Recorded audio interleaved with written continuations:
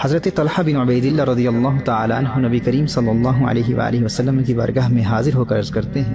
یا رسول اللہ صلی اللہ علیہ وسلم، میں نے خواب میں 2 صحابہ کو دیکھا۔ محترم احبہ، یہ وہ 2 صحابہ ہیں جو ایک ہی دن میں ایمان لائے تھے۔ ان میں سے ایک صحابی اپنی عبادات، تقوی اور دینی خدمات کے حوالے سے دوسرے صحابی کی بنسبت زیادہ مشہور تھے اور وہ شہید بھی ہوئے تھے، اور یہ دوسرے صحابی سے 1 سال قبل جام شہادت نوش فرما چکے تھے،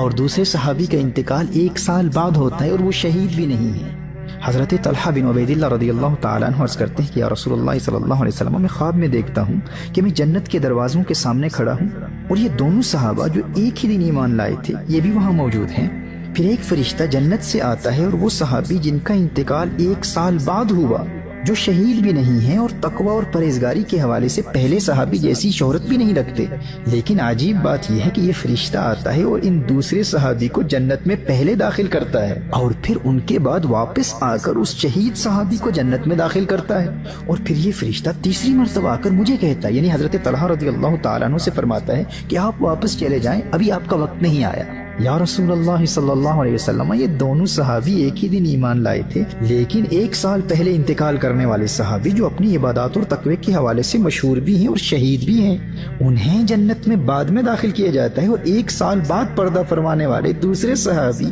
جو کہ شہید بھی نہیں ہیں یہ جنت میں پہلے چلے جاتے ہیں۔ کونین کے والی صلی اللہ علیہ وآلہ وسلم ارشاد فرماتے ہیں، الیس ھذا قد مکث بعد ھذا سنہ، وہ صحابی جو شہید نہیں ہوئے تھے کیا انہوں نے دنیا میں اس شہید صحابی سے 1 سال زیادہ نہیں پایا؟ حضرت طلحہ عرض کرتے ہیں، بلا، بات تو یہی ہے یا رسول اللہ صلی اللہ علیہ وسلم۔ نبی کریم صلی اللہ علیہ وآلہ وسلم نے ارشاد فرمایا، وَأَدْرَكَ رمضان۔ طلحہ غور تو کرو، جنہوں نے دنیا میں 1 سال زیادہ گزارا وہ شہید تو نہیں ہوئے، انہیں شہادت تو نہ ملی لیکن انہیں ایک اور رمضان تو مل گیا نا۔ میرے دوستو، جاننا چاہتے ہو جس خوش قسمت کو اللہ جل وعلا رمضان تک زندگی دے دے اور وہ رمضان کا احترام بجا لاتے ہوئے گناہوں سے بچتا رہے اور اس پاک مہینے میں خوب عبادت کرے، اسے مقام کیا ملتا ہے جاننا چاہتے ہو؟ ارشاد فرمایا، اے طلحہ، اگرچہ یہ دونوں ایمان ایک ہی دن لائے تھے لیکن اس 1 سال بعد پردہ فرمانے والے صحابی جو شہید بھی نہیں ہیں انہیں مزید ایک رمضان مل گیا، اور اس رمضان کے پانے کی برکت سے اس صحابی اور اس شہید صحابی کے مقام میں اللہ جل وعلا نے اتنا فرق پیدا کر دیا جتنا زمین و آسمان کے مابین ہے۔ ہر چند کے جنت میں پہلے داخل کیا جانے والا شہید نہیں تھا، لیکن رمضان پانے اور رمضان کی عبادت کی وجہ سے اس کا مقام اس شہید صحابی سے اتنا بلند ہے، یہ درجات و مقامات کے اعتبار سے رمضان کی وجہ سے اس شہید کے مقابلے میں اتنا آگے نکل چکا ہے کہ اب دونوں میں اتنا فرق ہے جتنا زمین و آسمان کے مابین ہے۔ دوستو، شکر ادا کرو اللہ جل وعلا کا، اس کریم مولا کا جس نے ہم گنہگاروں کو رمضان کریم ایک مرتبہ پھر عطا فرما دیا ہے۔ ناز کرو اپنی قسمت پر کہ اللہ کا یہ پیارا ایک مرتبہ پھر مہمان بن کر تمہارے گھروں میں آ چکا ہے، اسے ناراض نہ کرنا۔ گناہوں کے ارتکاب سے جھوٹ، غیبت، چغلی، لڑائی جھگڑے، کسی کا دل دکھانا، حرام دیکھنا، حرام سننا، حرام کہنا، موویز دیکھنا۔ اللہ کا مہمان گھر میں آیا ہوا ہے اور آپ موویز دیکھ رہے ہیں، ٹائم پاس کرنے کے لیے کمپیوٹر گیمز کھیل رہے ہیں۔ لغو گوئی، فحش کلامی، تکبر، ریا، والدین کی نافرمانی، آپسی نفرتیں اور ان جیسے گناہوں سے اللہ کا یہ مہمان بہت ناراض ہوتا ہے، اور اللہ نہ کرے الیاذ باللہ کہیں ایسا نہ ہو کہ یہ مہمان تمہاری زندگی میں آیا ہوا ہو اور تمہاری نماز قضا ہو جائے، تمہارا روزہ قضا ہو جائے۔ دوستو، اس کے جانے سے قبل اس پیارے مہمان کو راضی کر لو، معافی مانگ لو، اس سے توبہ کر لو اللہ کی بارگاہ میں۔ اور یہ راضی کیسے ہوتا ہے؟ اس پاک مہینے میں قرآن نازل ہوا تھا اور اس کا اور قرآن کا بڑا گہرا تعلق ہے۔ یہ قرآن کی تلاوت سن کر بہت خوش ہوا کرتا ہے، قرآن کی تلاوت بھی کرو اور تحریک کنز الہدیٰ کے منہج کے مطابق قرآن کی تفسیر کا مطالعہ کر کے بھی اسے خوش کرتے رہو اور درود و سلام کی کثرت سے بھی اسے خوش کرتے رہو۔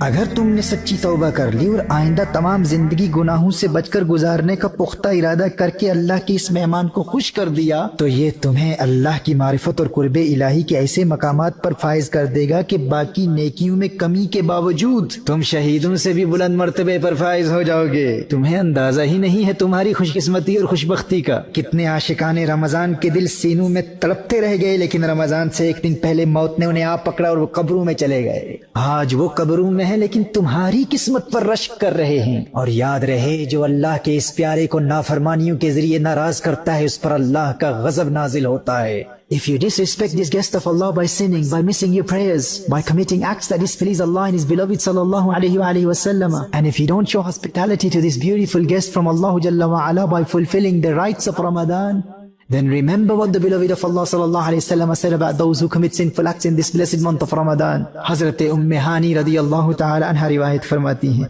نبی کریم صلی اللہ علیہ وآلہ وسلم نے اللہ کی نافرمانی اور گناہوں کے ذریعے اس مہمان کو ناراض کرنے والوں کا عذاب بیان فرماتے ہوئے ارشاد فرمایا، جس نے اس ماہ میں زنا کیا یا شراب پی تو آئندہ رمضان تک اللہ اور جتنے آسمانی فرشتے ہیں اس شخص پر لعنت کرتے ہیں، اور اگر یہ آئندہ ماہ رمضان کو پانے سے پہلے ہی مر گیا تو اس کے پاس کوئی ایسی نیکی نہ ہوگی جو اسے جہنم کی آگ سے بچا سکے۔ نبی کریم صلی اللہ علیہ وآلہ وسلم نے ارشاد فرمایا، تم ماہ رمضان کے معاملے میں ڈرو، کیونکہ جس طرح اس مہینے میں اور مہینوں کے مقابلے میں نیکیاں بڑھا دی جاتی ہیں، اسی طرح گناہوں کا بھی معاملہ ہے۔